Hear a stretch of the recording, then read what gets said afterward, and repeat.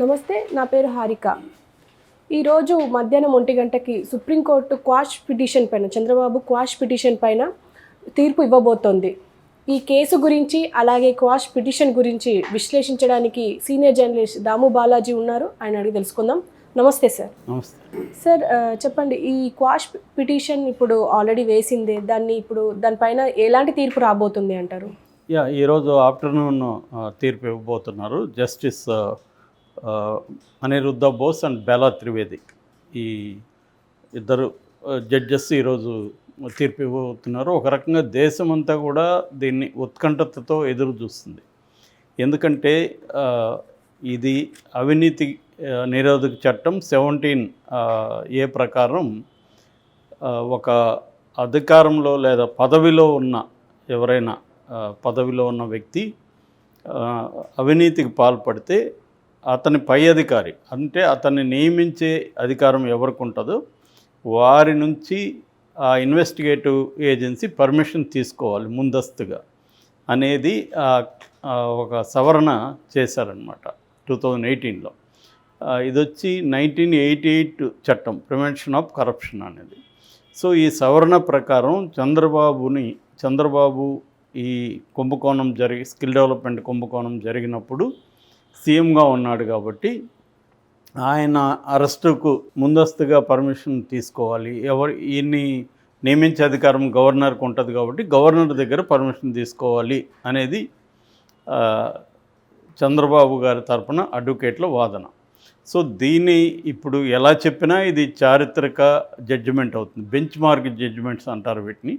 ఇటువంటి ఒక bench mark judgement అవుతుంది. అంటే వేరే భవిష్యత్తులో రాబోయే అనేక కేసులకి ఇది ఒక బెంచ్ మార్క్గా ఉంటుందన్నమాట.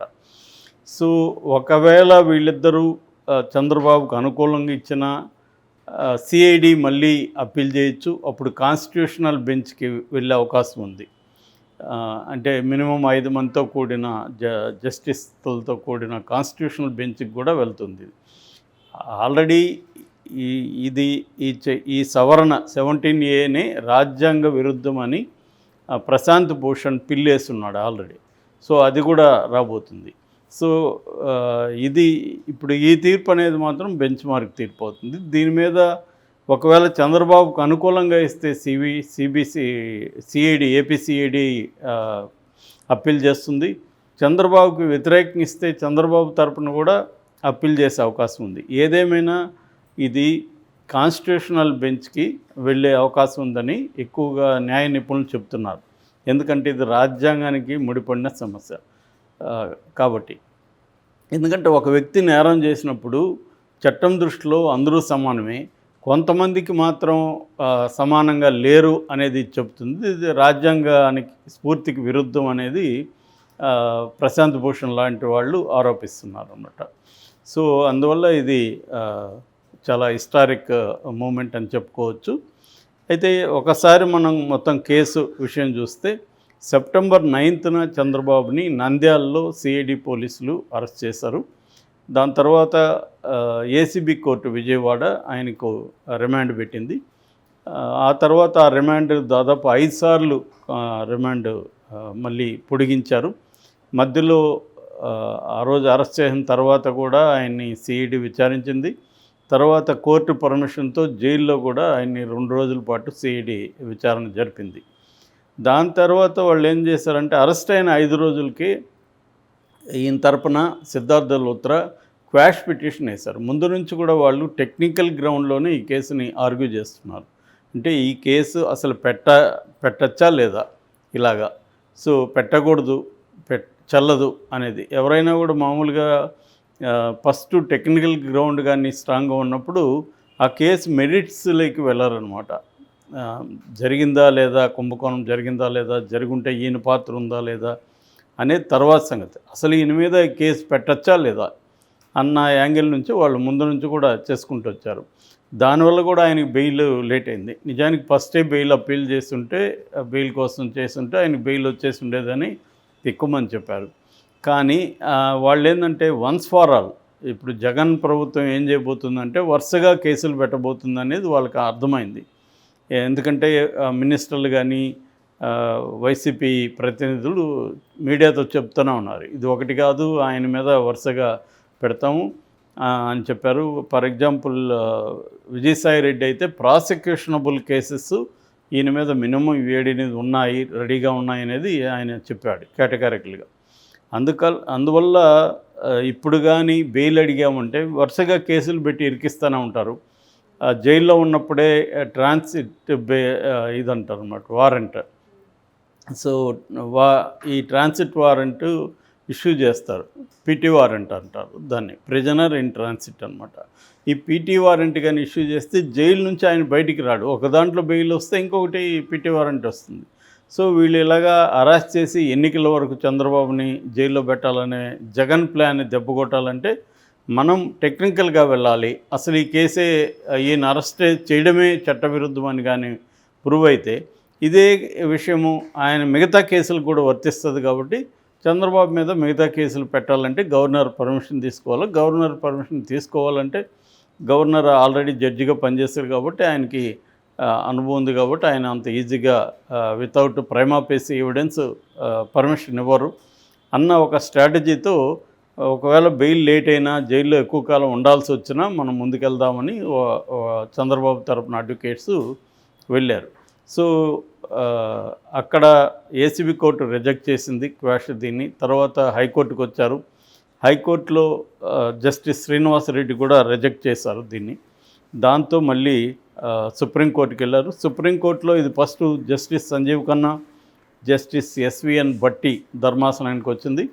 ఎస్విఎన్ భట్టి ఏమో నేను ఆల్రెడీ ఆంధ్రప్రదేశ్లో ఇంతకుముందు పనిచేశాను కాబట్టి ఈ కేసుకు సంబంధించి నేను నాట్ బిఫోర్ మీ అని ఒక ఆప్షన్ని ఆయన పెట్టుకున్నారు, అంటే నేను విచారించను. దాని తర్వాత చాలా అర్జెంటుగా విచారించమని జస్టిస్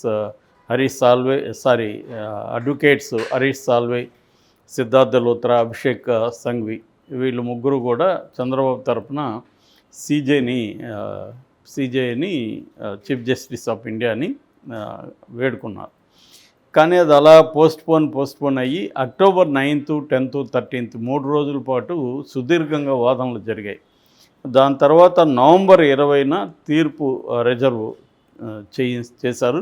అప్పటి నుంచి కూడా ఇంకా శీతాకాలం సెలవులు, అంతకుముందు అక్టోబర్లో దీపావళి, దసరా హాలిడేసు ఇలాగా అది పోస్ట్పోన్ అవుతా వచ్చి ఈరోజు జడ్జిమెంట్ ఇవ్వబోతున్నారు. ఇది చంద్రబాబుకి వెరీ ఇంపార్టెంట్, జగన్ ప్రభుత్వానికి వెరీ ఇంపార్టెంట్. ఎందుకంటే చంద్రబాబుకు అనుకూలంగా కానీ క్వాష్ పిటిషన్ వచ్చి క్వాష్ చేసేస్తే అప్పుడు ఇటు తెలుగుదేశం కానీ ఇటు జనసేన కానీ ఒక నెరేటివ్ని జనంలోకి తీసుకెళ్తుంది. ఆ నెరేటివ్ ఏంటంటే జగన్ కావాలనే కక్షగట్టి చంద్రబాబును వేధించడానికి కేసు పెట్టాడు, చూడండి సుప్రీంకోర్టే కొట్టేసింది, క్వాష్ చేసింది అనే ఒక నెరేటివ్ని వీళ్ళు బలంగా తీసుకెళ్ళగలుగుతారు. ఒకవేళ చంద్రబాబుకి ఇది వర్తించదు అని కానీ క్వాష్ పిటిషన్ని డిస్మిస్ చేస్తే అప్పుడు జగన్ వైసీపీ వాళ్ళు చూడండి చంద్రబాబు నేరం చేశాడని సాక్షాత్ సుప్రీంకోర్టే చెప్పింది అని వాళ్ళు ఆ నెరేటివ్ తీసుకుని వెళ్ళే అవకాశం ఉంది. అంటే ఈ తీర్పు ఆంధ్రప్రదేశ్ రాజకీయాల మీద చాలా ప్రభావితం చూపుతుంది. కానీ నేను అనుకోవడం ఈ తీర్పు ఇప్పటికీ ఒకవేళ ఎటు వచ్చినా కూడా ఇది డెసిసివ్ కాకపోవచ్చు, ఫైనల్ కాన్స్టిట్యూషనల్ బెంచ్కి వెళ్ళే అవకాశాలే ఉన్నాయనేది ఎక్కువ మంది నిపుణులు చెబుతున్నారు. సో ఇటు సిఐడి తరపున కూడా బలమైన అడ్వకేట్లే ఉన్నారు అక్కడ. ముకుల్ రోహత్గి కానీ రంజిత్ కుమార్ కానీ ఇలాంటి టాప్ 10లో ఉన్న అడ్వకేట్సే ఉన్నారు మన ఇండియన్ టాప్ 10లో. అంటే ఒక రకంగా ఇదేంటంటే వెరీ ఇంట్రెస్టింగ్గా మొత్తం ఇటు అడ్వకేట్స్, దేశంలో ఉండే అడ్వకేట్స్ కానీ జడ్జెస్ కానీ లీగల్ నిపుణులు కానీ అందరూ కూడా క్యూరియస్గా పరిశీలిస్తున్న కేసు. ఎందుకంటే టాప్ 10లో ఉన్న 3-4 కనీసం ఒక 4-5 మంది ఇన్వాల్వ్ అయిన కేసు ఇది. టాప్ 10 అడ్వకేట్స్ అన్నమాట. అంటే గంటకి వాళ్ళు 50 లక్షల నుంచి కోటి తీసుకునే స్థాయి అడ్వకేట్స్ ఉన్నారు. సో అందువల్ల ఇరువైపులా హేమాహేమీలు ఉన్నారు కాబట్టి ఎటు వచ్చినా కూడా ఇది ఇంపార్టెంట్. మరోవైపు దీని మీద ఆల్రెడీ ఒక పిల్లు ఉంది.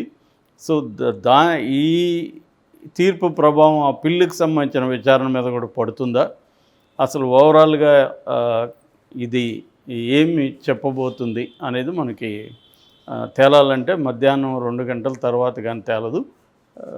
అప్పుడు మళ్ళీ మనం చెప్పుకుందాం.